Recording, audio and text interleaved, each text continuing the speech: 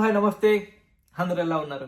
ఇప్పుడు రాజకీయ పార్టీ నాయకుడు అని పిలవాలా, సూపర్ స్టార్ అని పిలవాలా, విజయ్ అన్న అని పిలవాలా, ఏమని పిలవాలి? మీద తెలుసు కదా విజయ్ గారు. Stalin uncle, what uncle is very wrong uncle. Uncle uncle what is this uncle is very very wrong uncle is very very wrong. Vijay అన్న అంట, ఎందుకంటే వీడియో మొత్తం విజయ్ గారు విజయ్ సార్ అని పిలిస్తే బాగోదు. సో విజయ్ అన్న కొంచెం కంఫర్ట్గా ఉంటుంది. విజయ్ అన్న ఒక పొలిటికల్ పార్టీ అయితే స్టార్ట్ చేశారు, దాని పేరు టీవీకే. సో ఈ పొలిటికల్ పార్టీ ప్రకారము మదురైలో ఒక మీటింగ్ పెట్టారు. ఆ మీటింగ్లో 1 లక్ష కాదు, 2 లక్షలు కాదు, మొత్తం 4 నుంచి ఒక 5 లక్షల మంది ప్రజలు వచ్చారు. ఆ ప్రజలు రావడమే కాదు, ఆ ప్రజల్లో ఒక 2 అయితే చనిపోయారని వస్తుంది.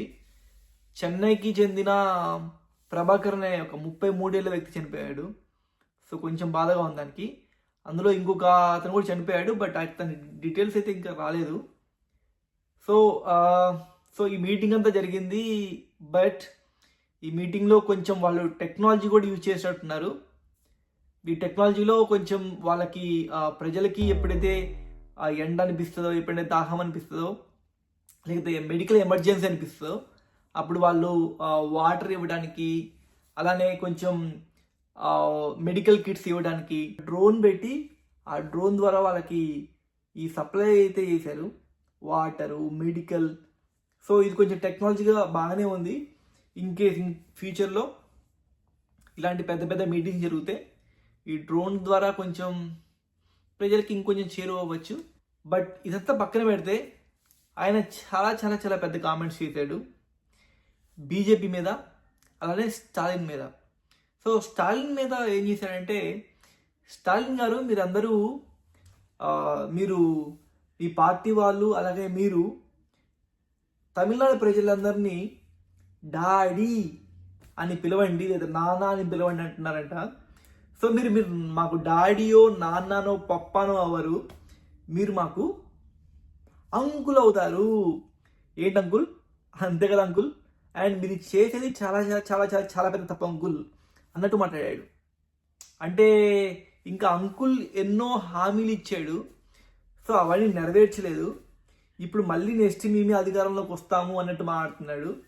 ఒక్కసారి ఈ క్రౌడ్ అడుగుతున్నాను, ఈ ప్రజలను అడుగుతున్నాను, మీరు చెప్పండి, ఏంటి అంకుల్ ఇప్పటి వరకు అంకుల్ ఇచ్చినవి ఇప్పుడు వరకు మీకు అంకుల్ ఏమైనా ఇచ్చాడా?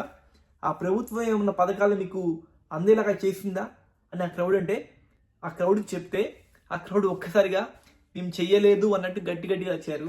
సో ఇది కదా సమాధానం. సో ఏం చేయలేదంట, మళ్ళీ నెక్స్ట్ అధికారంలోకి ఎలా వస్తారో అనుకుంటున్నారు అంకుల్ అనేటట్టు మాట్లాడాడు. అండ్ మోడీ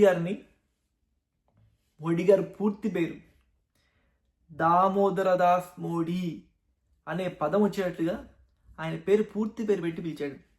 బట్ నా ప్రకారము ప్రధానమంత్రి ఎవరికైనా ప్రధానమంత్రి కదా, 1.4 బిలియన్ పీపుల్ ఎన్నుకున్నారు ఆయన్ని అంత పెద్ద పబ్లిక్ ముందు పేరు పెట్టి పిలవటం it's not correct mister brother, Vijay brother.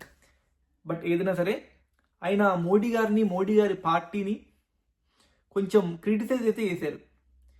Me party మీద, అంటే మీ కమలం గుర్తు ఆ పువ్వు మీద ఏదైనా వాటర్ కానీ లేకపోతే వర్షపు బిందులు కానీ పెడితే ఉంటాయా? ఉండవు కదా. ఆ కమలం మీద వెంటనే జారిపోతాయి.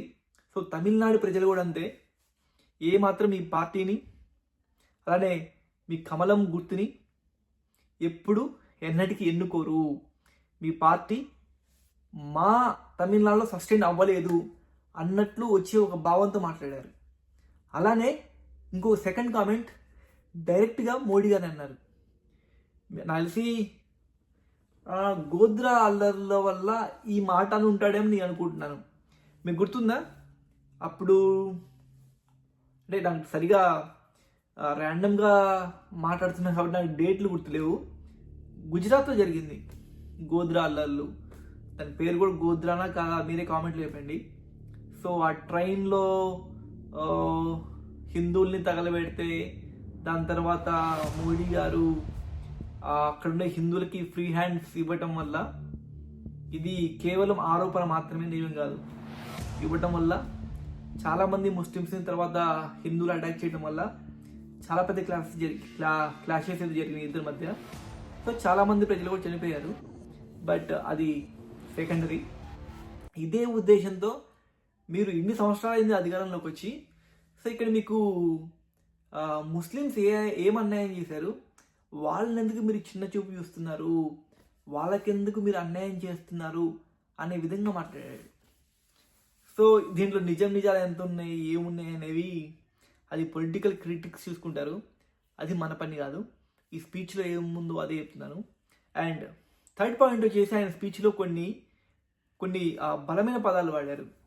నేను సింహం లాంటివన్నీ, మా పార్టీ సింహం లాంటిది, మాకు ఎవరితో కూడా అవసరం లేదు, పెద్ద పెద్ద పొలిటికల్ పార్టీల మద్దతు కూడా మాకు అవసరం లేదు, మేము సస్టైన్ అవ్వగలము ఎవరున్నా లేకపోయినా.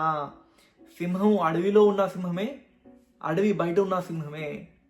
కేవలం సింహం వేట దానికి ఆకలైనప్పుడు మాత్రమే చేస్తుంది, ఎప్పుడు పడితే అప్పుడు కాదు అనే భావన వచ్చేలాగా ఆయన సింహంలాగా పోల్చుకున్నాడు. ఇంకా మా పార్టీ మైనార్టీలనే కాదు, చిన్నపిల్లల్ని, స్త్రీలని, అలానే వికలాంగులని, కుంటి వాళ్ళు, గుడ్డి వాళ్ళు, అవుటి వాళ్ళు, సో వీళ్ళ ఎలాంటి వాళ్ళైనా అలాంటి వాళ్ళని ఎక్కువ ఆదుకుంటుంది భావంతో మాట్లాడాడు. సో ఆయన పొలిటికల్ స్పీచ్ అంతా వినిన తర్వాత, చూసిన తర్వాత, ఈసారి నెక్స్ట్ ఎలక్షన్లో ఆయన ఖచ్చితంగా ఇంకో విషయం చెప్పాడు. ఈసారి ఈస్ట్, వెస్ట్, నార్త్, సౌత్ ఇలా ఒకటని కాదు, అన్ని చోట్ల, అన్ని స్థానాల్లో నేనే నిలబడతాను, నేనే క్యాండిడేట్ని అన్నట్టు మాట్లాడాడు. చూడాలి మరి ఆయన పొలిటికల్ ఐడియాలజీ ఎలా ఉందో, ఆయన పొలిటికల్ స్టాటిస్టిక్స్ ఎలా ఉన్నాయో చూడాలి. బట్ ఈ స్పీచ్ మాత్రం తమిళనాడుతో పాటు ఇండియాని మొత్తం కొంచెం షేక్ చేసింది. బట్ మీ అందరూ తెలుసు కదా, ఫస్ట్ టైం పవన్ కళ్యాణ్ గారు ఆంధ్రాలో పోటీ చేసినప్పుడు అసలు ఒక్క సీట్ ఏమో గెలిచినట్టున్నాడు. తర్వాత వేరే పార్టీలోకి వేరే వాళ్ళు చనిపోయారు. బట్ ఆయన మాత్రం గెలవలేదు. ఆయన 2 చోట్ల నిలబడ్డాడు, గెలవలేదు. But second time bounce back అయి పిఠాపురం నియోజకవర్గాన్ని ఎంచుకొని 21 సీట్లు, అది కూడా సైకిల్ గుర్తుతో టైఅప్ అయ్యి, అంటే ఇద్దరు, చంద్రబాబు నాయుడు గారు అలానే పవన్ కళ్యాణ్ గారు, సో 21 సీట్స్తో గెలిచి ఎలా బౌన్స్ బ్యాక్ అయ్యారో మనం చూసాం. అంటే సినిమా వాళ్ళు కేవలం వాళ్ళకి బుర్ర ఉండదు, మేకప్ కొట్టుకొని యాక్టింగ్ చేసి వెళ్తారంటే, సో చూడండి, ఒకప్పుడు అంటే ఇండస్ట్రీలో కానీ లేకపోతే టెక్నికల్ ఇండస్ట్రీస్లో డైరెక్టర్స్ అయితే కానీ కొంచెం చదువుకున్న వాళ్ళు మాత్రమే ఉన్నారు. ఇప్పుడు పొలిటికల్ సినారియో మొత్తం చేంజ్ అయింది. చాలామంది చదువుకున్న వాళ్ళు, చాలామంది గ్రాడ్యుయేట్ అయిన వాళ్ళు, ముఖ్యంగా యూత్ ఎక్కువ ఈ పొలిటికల్ కెరియర్ని ఎంచుకుంటున్నారు. అండ్ కొందరికి ఒక ఐడియాలజీ ఉంటుంది. కొందరు ఇంజనీర్ అవుదాం అనుకుంటే డాక్టర్ అవుతారు, డాక్టర్ అవుదాం అనుకుంటే యాక్టర్ అవుతారు. సో వాళ్ళు ఏ పని చేస్తున్నా, వాళ్ళు ఎక్కడున్నా వాళ్ళ మనసు మాత్రం ఒక చోటు ఉంటుంది. విజయ్ అన్నకి, పొలిటికల్ విజయ్ గారికి ఇప్పుడు తన మనసు సినిమా దగ్గర నుంచి మెల్లగా ఆయన పొలిటికల్ కెరియర్లోకి వెళ్తున్నాడేమో అని నాకు అనిపిస్తుంది. అందులో నెక్స్ట్ ఎన్నికల్లో ఆయన గెలవకపోయినా గట్టి స్ట్రాంగ్ లీడర్ అయితే అయ్యే అవకాశం ఉంది. సో ఆయన ఇచ్చిన స్పీచ్ ఇంకొకసారి మీరు కూడా తమిళ్లో చూడండి. ఇంకెవరైనా యూట్యూబర్స్ కనుక బాగా చెప్తే వాళ్ళ వీడియో కూడా చూడండి. బట్ చూసిన తర్వాత నా కామెంట్ సెక్షన్లోకి ఇచ్చి ఆయన ఇచ్చిన స్పీచ్కి 100కి మీరు ఎన్ని ఇవ్వగలరు, 50, 60, 70, 80, 90, 10 అట్లా. నేనైతే ఒక 90 ఇస్తాను. ఎందుకంటే ఆయన లాస్ట్ స్పీచ్ కంటే ఈ స్పీచ్ ఒక 30 minutes స్పీచ్ చాలా బాగా, కొంచెం డైరెక్ట్గా ఒక పొలిటీషియన్ మాట్లాడినట్టే మాట్లాడాడు. సో ఇది నా అభిప్రాయం. ఆయన స్పీచ్ అయితే చాలా బాగుంది. మీరు ఆయన స్పీచ్కి 100కి ఎంత ఇస్తారో ఇవ్వండి అండ్ ఈసారి కామెంట్లో చెప్పండి. అండ్ ఇది ఈరోజు విజయ్ గారి స్పీచ్ కున్న సారాంశం, అలానే ఆయన సినారియో మొత్తం. ఇది నీ అనుకుంటున్నాను. ఆయన పొలిటికల్ కెరియర్ ఎలా ఉండబోతుంది, విన్ అవుతాడా లేదా అని. విన్ అవ్వకపోయినా మ్యాక్సిమం సీట్లు అయితే వచ్చే అవకాశం ఉంది. సో మీరేమనుకుంటున్నారు నా కామెంట్ సెక్షన్లో చెప్పండి. అలానే 100 మార్క్స్కి మీరు ఎన్ని మార్క్స్ ఇస్తారో కామెంట్ సెక్షన్లో చెప్పండి. అది చంద్రవారి సివి, ఎలా ఉన్నారు అందరూ? సీ యూ, మళ్ళీ రేపు కలుద్దాం. బాయ్.